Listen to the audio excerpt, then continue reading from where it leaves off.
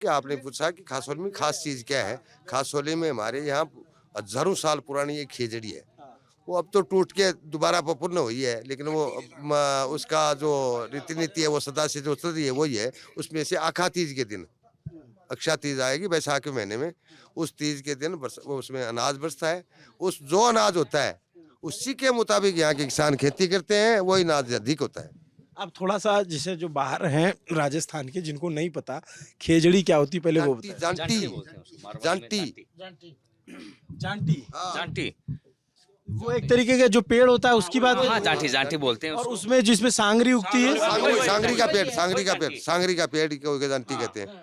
उस पेड़ में आखा तीज के दिन अनाज बरसेगा, जिस समय बरसेगा वो समय का अनुपात है। 12 बजे बाद बचता है वो। जिस समय बरसेगा उसी प्रकार से बरसात होगी, उसी प्रकार से अनाज होगा। हमारे पेड़ से अनाज कैसे गिरता है? वो कुदरत की देन है। आप आ जाना अक्षय अक्षय तीज पाल बिछाते हैं वहाँ नीचे जाके, और जाके बिछाते हैं चारों मेरे उसके पीछे बैठ जाते हैं हम। गांव के लोग बैठ जाते हैं। सब गांव के लोग आ जाते हैं वहाँ, मीडिया भी आता है वहाँ पे, क्या बात कर रहे हैं? आता है बुलाते हैं हम।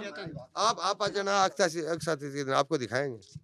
अक्षय तृतीया ये आप लोगों की मान्यता है या फिर आप लोगों ने देखा है? मैं जाता हूँ, मैं हर साल जाता हूँ, 7 साल से मैं कंटिन्यू जा रहा हूँ। वहाँ जाके जो अनाज बचता है, बाजरा है, गुआर है, बचती है।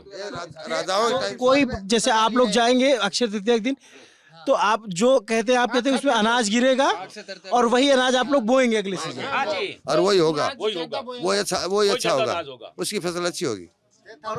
अभी नहीं गिरा तो एक सेकंड सर, एक सेकंड, एक बार अगर नहीं गिरा तो अकाल अकाल पड़ेगा। पहले से तो ये पता लग जाएगा ये अनाज नहीं होगा, अकाल है। अच्छा हाँ हाँ जी, उससे मालूम पड़ जाएगा, है? उससे मालूम पड़ जाएगा। और उसकी कौन एक सी दिशा में ये झाड़ के नीचे बैठा है, ये दिशा में ज्यादा अनाज गिरेगा तो वो दिशा में अनाज ज्यादा होएगा, ये दिशा में ज्यादा अनाज गिरेगा तो ये दिशा में कोई सी अंतर गिरेगा वही तरफ ज्यादा अनाज होएगा। आप अद्भुत बात बता रहे हैं। एक त्योहार होता है आखा तीज है, और उसकी एक खासियत और है। मेरी बात सुनो, आपके लिए अजीब है, पुराने वो जो लोग थे ना उनके लिए अजीब नहीं है।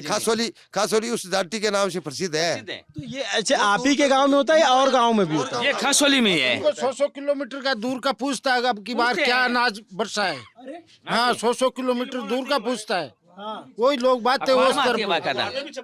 और इसके दिन किसी के आखा तीज के दिन आओ आप, अक्षय तीज के दिन आओ, देखो आप एक चीज और देखो, क्या होता है, कैसी बचता है वो एक चीज देखना। और है, इसकी सत्य कहानी एक और है।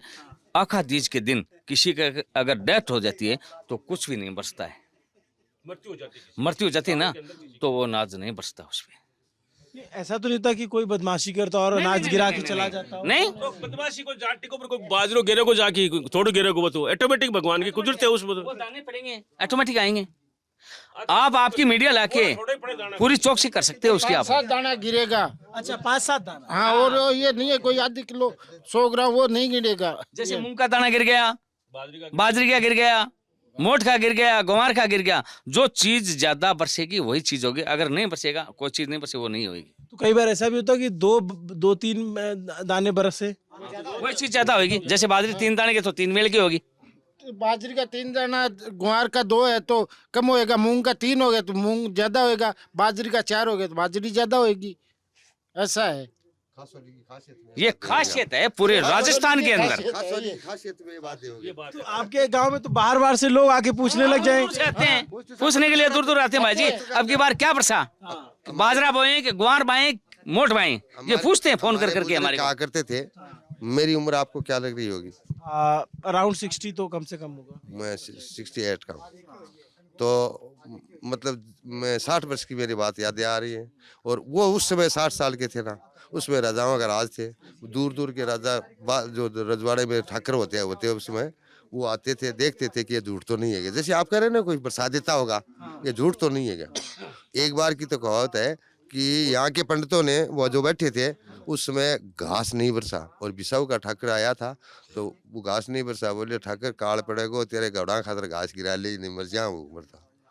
ऐसा भी हुआ है, अकाल पड़ा बस कुछ नहीं। लास्ट में हमारे गांव की एक विशेषता और बताता हूँ। हमारे यहाँ स्कूल के अंदर डालगर जी महाराज का वो थान है। हमारे गांव में समाधि लेडी, जीव समाधि लेडी है। पहले ये बाड़बांजी होती थी, अगर किसी घर में आग लग जाती तो दूसरे घर में नहीं जाती थी। ये भी इस गांव की एक विशेषता है। एक जगह एक जगह एक जगह ये रहा, ये 2 मकान है, ये 2 मकान है, ये जल जाएगा, ये नहीं जलेगा, अभी भी नहीं जलेगा। हाँ, ये विशेषता है। कच्चा है, यानी कि ये भी फूस का है, ये भी फूस का है, तो एक ही जलेगा, दूसरा नहीं जलेगा। आग नहीं लगेगी। हाँ, ऐसा एक गजब है। गांव में बहुत सारी मान्यताएं, किंवदंतियां और तमाम चीजें चल रही हैं। आपको ऐसा लग भी रहा होगा कि हमें ऐसे हाँ, मतलब मुझे जब तक मैं अपनी आँख से बिल्कुल लगेगा कि जब तक नंबर दो, आपको टेलीफोन कर देंगे, आप नंबर दे जाओ। अखबार में छपता है बाकायदा। अखबार में छपता और जब पंचू के दिन है, यहाँ बहुत तगड़ी भीड़ होती है 18 अप्रैल को कर लेना। और गांव में लोग है ना वहाँ जाते हैं। कोरोना काल के अंदर एक भी व्यक्ति कोरोना टाइप में नहीं आया, एक भी व्यक्ति खासोली गांव का, पूरे गांव का। पूरे गांव का जैसे एक मतलब कोई बाहर रह रहा था वो तो आगे था, गया गांव में रहने वाला नहीं गांव है। के व्यक्ति के किसी के इस तरह की कोई बीमारी नहीं है। जैसे मैं कहीं दूसरी जयपुर रह रहा हूँ, दूसरी जगह रह रहा हूँ। कोई लंपी जैसी कोई बीमारी कोई बीमारी नहीं आई थी गांव में। बहुत सी इंटरेस्टिंग है।